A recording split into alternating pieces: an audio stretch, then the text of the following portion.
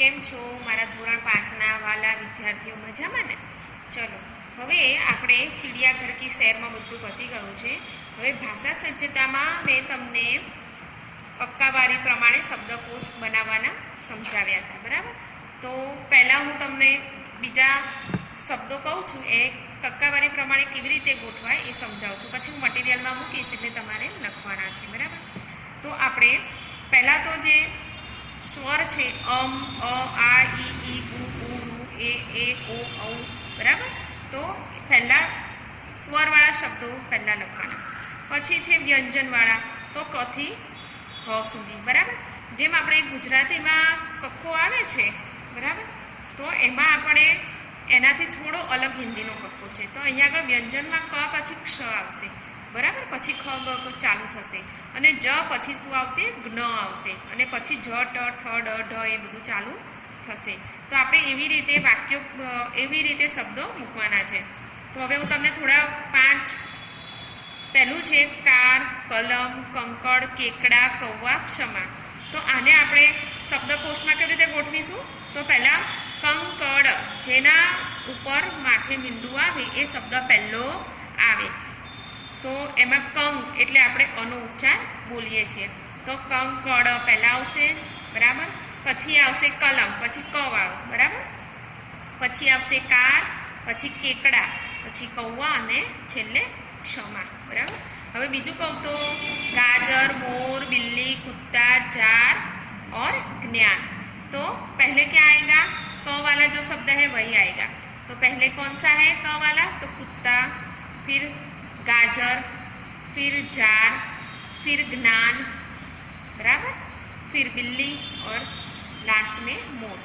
तीसरा है कुदाल, किलकारी, कपूर, कंगाल, कारावास, कीर्ति और कृषि.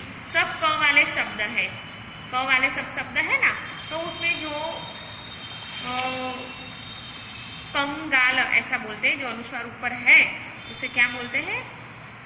कंगाल. तो अ का उच्चार आता है. तो पहले कंगाल आएगा, बाद में कपूर आएगा, फिर कारावास, किलकारी, कीर्ति, कुदाल और कृषि. तीसरा है, चौथा है जगत, जंगल, जौ, ज्ञान, पतंग, पीला, क्षीर. तो उसमें पहला क्षीर आएगा. पहले क्या आएगा? क्षीर आएगा, क्योंकि उसमें क वाला शब्द नहीं है, बराबर? तो क्ष से क के बाद हिंदी में क्या आता है? क्ष आता है. फिर ख ग घ च आगे आता है. तो क वाला कोई शब्द नहीं है, तो क्षीर हम पहले लेंगे. फिर जंगल, फिर जगत, फिर जौ, फिर ज्ञान, पतंग और पीला. अब साई, साधु, सार, संपत्ति, साहस, सत्यव्रत, संजोग, ये शब्द है. उसे शब्दकोश के क्रम में लिखना है हमें. तो पहले क्या आएगा? संजोग आएगा, क्योंकि सब स वाले ही शब्द है. तो पहले हम जिसका उच्चार अ आता है, स्वर आता है जिसका उच्चार अ आता है, तो ऐसा कौन सा है? तो संजोग. तो पहले हम लेंगे संजोग, फिर संपत्ति, फिर सत्यव्रत, फिर साई, फिर साधु, सार और साहस, बराबर? तो ये मैं अब मटेरियल में रखूंगी, तो आप सब उसमें से देखकर अपने नोट में अच्छे अक्षर से लिख लेना. चलो, अब चिड़ियाघर के बारे में आपको 5-7 वाक्य लिखने हैं. वो निबंध की नोट में भी लिखने हैं और नोट में अपनी हिंदी की नोट में भी लिखने हैं. तो मैं 4-5-7 वाक्य बोलूँगी, तो आपको सुनना है और फिर लिखना है. चिड़ियाघर ऐसा स्थान है जहाँ पशु पक्षी रखे जाते हैं. अगर हम बहुत सारे प्राणियों को एक ही जगह देखना चाहते हैं तो हमें चिड़ियाघर में जाना पड़ता है. बहुत सारे हमें पशु पक्षी देखना है तो हमें कहाँ जाना पड़ता है? चिड़ियाघर में.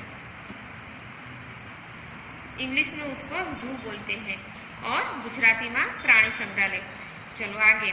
चिड़ियाघर में लंबी गर्दन वाला जिराफ देखने को मिलता है. वहाँ महाकाय हाथी भी होता है. हाथी की सूंड लंबी होती है. गैंडे की नाक पर एक सींग होता है. भालू को 2 पैरों पर चलता देखकर हम खुश हो जाते हैं. लंगूर का मुंह काला होता है. नाचता हुआ मोर और सबसे बड़ा पक्षी शतुरमुर्ग भी वहीं देखने को मिलते हैं। इसके अलावा और भी कई पशु पक्षियाँ चिड़ियाघर में होते हैं। તમારે આગળ બીજા વાક્યો લખવા હોય તમારી રીતે તો પણ તમે લખી શકો છો. બરાબર. બાય.